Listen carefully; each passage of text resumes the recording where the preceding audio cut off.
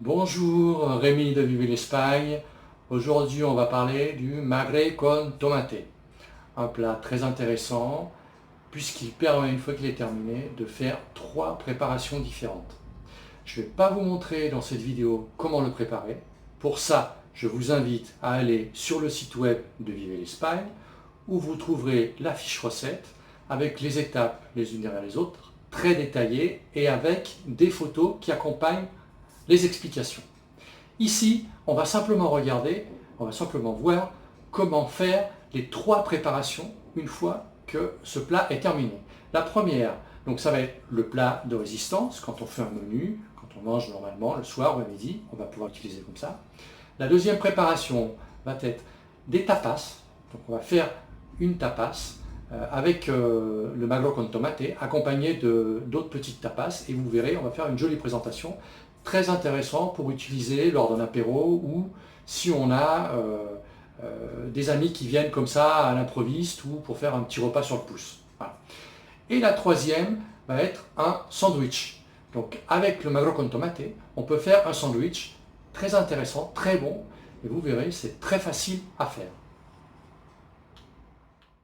Alors nous voilà avec la première préparation. Donc ça c'est, comme vous le devinez, le plat de résistance, hein. Donc voilà, Euh, la viande de porc avec la sauce, les patatas bravas.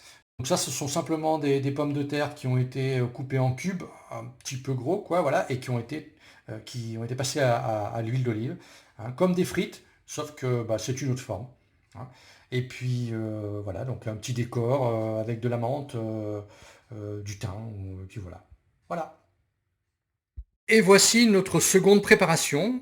Donc, préparation d'un sandwich. Alors, en général, en Espagne, quand on fait les sandwichs, enfin très souvent, c'est pas une obligation, hein, mais très souvent, on met de l'huile d'olive. Donc là, on voit, j'ai laissé exprès ce pain-là sans tomate pour qu'on puisse voir, donc de l'huile d'olive. Et puis, on rajoute aussi de la tomate moulinée, hein. Donc voilà, c'est simplement de la tomate moulinée, el tomate triturado, que vous pouvez trouver aussi sur le site Vive l'Espagne. Donc, comment le faire? Il n'y a rien de bien compliqué, hein, il suffit de mouliner une tomate. Voilà. Donc, je vais préparer le sandwich et puis on se revoit dans quelques minutes. Alors, la viande a été déposée, hein, comme vous voyez, c'est très très simple, hein. Et donc voilà, le sandwich, je rebouche, je referme, pardon, j'appuie, hein, et voilà, on a un bon sandwich très appétissant. Euh, Certains mettent même de la salade. Alors moi j'aime bien, moi en particulier, j'aime bien mettre de la salade parce que ça donne un petit craquant au sandwich, hein. Alors si vous avez en plus une baguette de pain bien fraîche et que vous rajoutez un peu de salade, donc là vous allez vous régaler, hein. Voilà. On va passer maintenant à la troisième préparation. Et nous retrouvons donc notre plat en tapas. Donc là, j'ai fait une petite présentation avec plusieurs tapas, hein, pour que ce soit plus sympathique.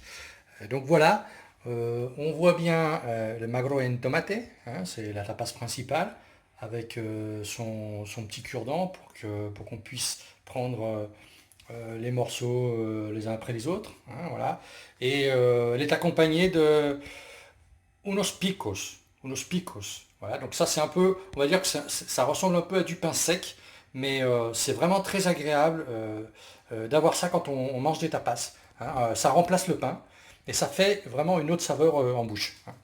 Après, on a ici les patatas bravas qu'on a préparées avec le magro et con tomate, hein. Et voilà, on les a mises là. Donc il n'y a pas la salsa brava, il n'y a pas la sauce brava. Elles sont nature. On peut rajouter de la mayonnaise, du ketchup, voilà. Et puis ici on a donc quelques moules. Donc ça ce sont des tapas en conserve. Donc ça ce sont des moules à l'escabèche qui sont très très connus aussi en Espagne, hein. On les sert beaucoup dans les bars. Et ici on a du calamar dans son encre. Alors j'avoue que cette couleur noire c'est un peu surprenant, hein. Je vais vous faire une confidence, quand moi on m'a présenté ça en Espagne la première fois, ça m'a fait un peu bizarre, hein. C'est comme quand on m'a proposé du riz noir aussi, parce qu'il y a une recette, c'est du riz qui se fait avec de l'encre de calamar.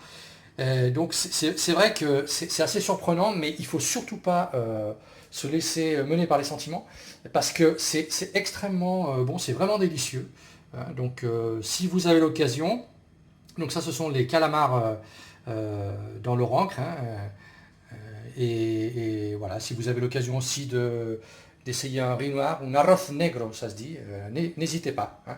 Donc voilà les tapas. Donc si vous êtes intéressé par ces tapas comme ça en conserve, vous allez sur la boutique, hein, du site vivelespagne.fr, et en ce moment vous pouvez trouver un pack, hein, avec 4 conserves, voilà, que vous pouvez vous procurer pour préparer comme ça, vos entrées, ou simplement un encas, ou voilà, hein, c'est quelque chose de sympathique.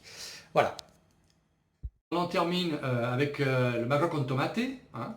Si ça vous a plu, partagez, faites des j'aime, et puis nous on se revoit très bientôt. Au revoir.